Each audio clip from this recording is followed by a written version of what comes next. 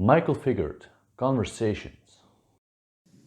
Like there's a book called The Mom Test. It's also in my library behind me. Have you read it?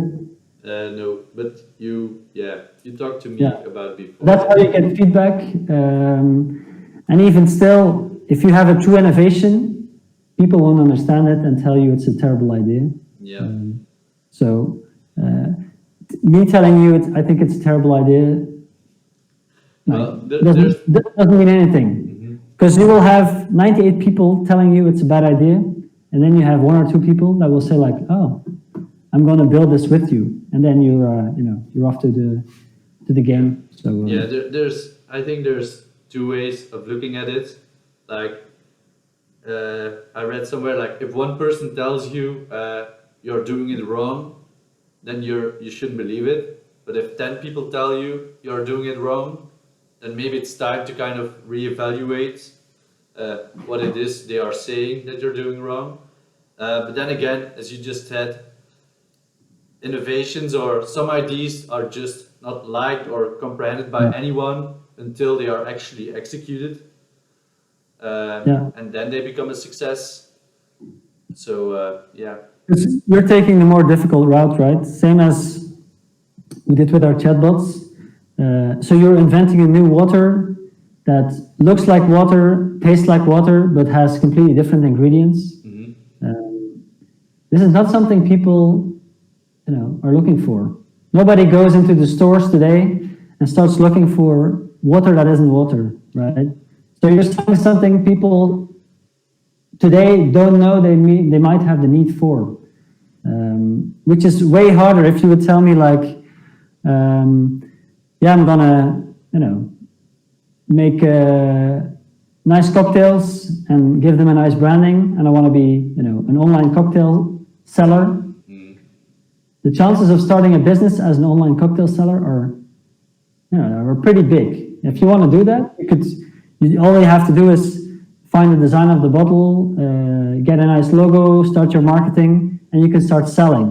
That's really the easiest way to get started as a business.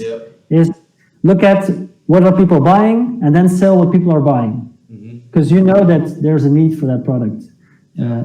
If you come up with something people don't buy today, then you're taking the hardest possible route there is. So good luck. Thank you. Sometimes I do tend to take the more difficult routes on purpose, I think. I mean, that's kind of how I'm wired, I guess. But yeah, if the only goal is to get a company within 5 years, then I should find an existing solution and try to solve it.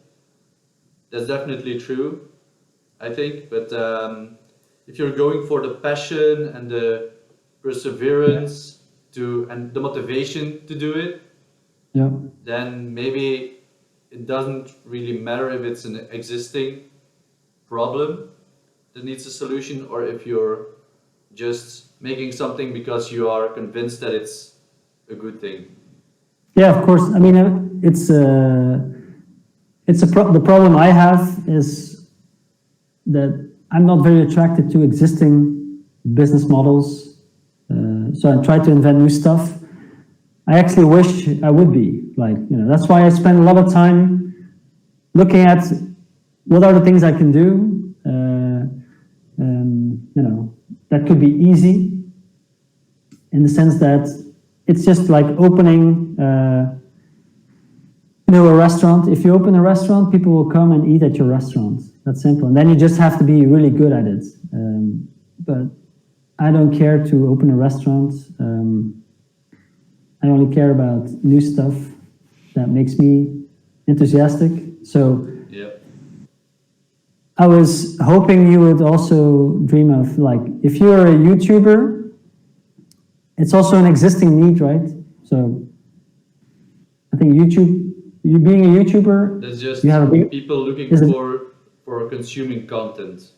That's something people will always want to do. The medium is something else. Like maybe in a few years, if VR is more I mean, portable and accessible. There might be content for VR, but that's still just consuming content, and it's just a medium that's different. Yeah. Now,